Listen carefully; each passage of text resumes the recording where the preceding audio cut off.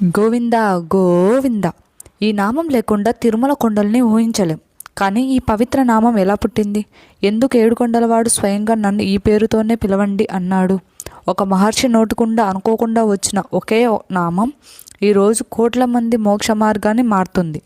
ఆ అద్భుతమైన కథ ఏంటో, గోవిందనామ మహిమ ఉన్న దైవ రహస్యం ఏమిటో ఇప్పుడు తెలుసుకుందాం ఈ వీడియో ద్వారా.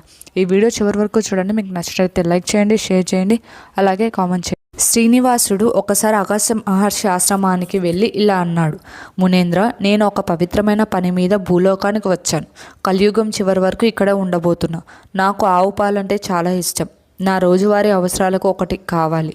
మీ దగ్గర అనేక ఆవులు, పెద్ద గోశాల ఉందని నాకు తెలుసు. నా అవసరాలకు ఒక గోవు నాకు అర్పించగలరా అని అగస్త్య మహర్షిని అడిగాడు. అప్పుడు అగస్త్య మహర్షి నవ్వుతూ ఇలా అన్నాడు: స్వామి, మీరు మానవ రూపంలో ఉన్న శ్రీ మహావిష్ణువు అని నాకు బాగా తెలుసు. ఈ విశ్వాన్ని సృష్టికర్త మరియు పాలకుడు నా ఆశ్రమానికి వచ్చి నా నుండి అనుగ్రహం కోరుతున్నందుకు నేను చాలా సంతోషంగా ఉన్నా. ఇదంతా మీ మాయాన్ని కూడా నాకు తెలుసు. మీరు నా భక్తిని పరీక్షించడానికి చాలా దూరం నుంచి వచ్చారని కూడా తెలుసు. సరే స్వామి, దయచేసి నియమాలు పాటించండి. నేను ఎవరైతే తన భార్యతో కలిసి వస్తారో వాళ్ళకు మాత్రమే నేను గోవును ఇవ్వగలను అని చెప్పాడు. అప్పుడు అగస్త్య మహర్షి ఇలా అనడంతో శ్రీనివాసుడు ఇలా అన్నాడు: సరే మునేంద్ర, నువ్వు ఏమి చేయమని చెప్పావో నేను అలానే ఖచ్చితంగా చేస్తాను అని చెప్పి తన స్థానానికి తిరిగి వెళ్ళాడు. తర్వాత శ్రీనివాసుడు పద్మావతి దేవిని వివాహం చేసుకున్నాడు. వారి వివాహం తర్వాత కొన్ని రోజులకు శ్రీనివాసుడు తన దివ్య భార్యతో పద్మావతితో కలిసి పవిత్రమైన గోవును వెతకడానికి అగస్త్య మహర్షి ఆశ్రమానికి వచ్చాడు. కానీ అప్పుడు ఆశ్రమంలో ముని లేడు.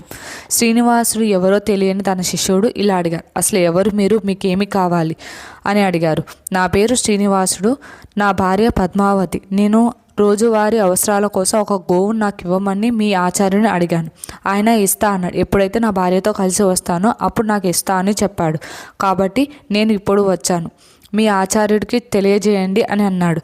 అప్పుడు మా ఆచార్యుడు ఆశ్రమంలో లేడు. ఇప్పుడే ఆశ్రమం నుంచి బయటికెళ్ళా. కాబట్టి దయచేసి మీ ఆవు తీసుకురావడానికి తర్వాత మళ్ళీ రండి అని అగస్త్య మహర్షి శిష్యులు వినయపూర్వకంగా చెప్పారు. అప్పుడు శ్రీనివాసు నవ్వుతూ, నేను అంగీకరిస్తా, కానీ మీ స్థలం అంతటికి నేను సర్వోత్త పాలకుడు కాబట్టి మీరు నన్ను నమ్మి ఒక ఆవు నాకు అర్పించవచ్చు. నేను మళ్ళీ రాలేను అని చెప్పారు. ఎంత చెప్పినా వాళ్ళు మొండి పట్టుదలను వదలలేరు. అప్పుడు శ్రీనివాసు నవ్వుతూ ఇలా అన్నారు: మీ ఆచార్య పట్ల మీకున్న గౌరవానికి నేను విలువైనదిగా భావిస్తాను. అతను తిరిగి వచ్చినప్పుడు దయచేసి అతనికి తెలియజేయండి. శ్రీనివాసుడు తన భార్యతో కలిసి జ్ఞానేంద్రియ కొండల నుండి ఆవు కొరకు ఇక్కడికి వచ్చారని అలా చెప్పి శ్రీనివాసుడు వెనక్కి తిరిగి తిరుమలలోని 7 కొండల వైపు నడవడం ప్రారంభించాడు. సరిగ్గా కొద్ది సమయం తర్వాత అగస్త్య మహర్షి ఆశ్రమం తిరిగి వచ్చాడు. మరియు శ్రీనివాసుడు లేని సమయంలో ఆయన రాక గురించి తన శిష్యుల నుండి వినడంతో చాలా నిరాశ చెందాడు. శ్రీమన్నారాయణుడు స్వయంగా తన దివ్య తల్లి లక్ష్మీదేవితో కలిసి ఆశ్రమంకి వచ్చినప్పుడు నేను ఇక్కడ లేను.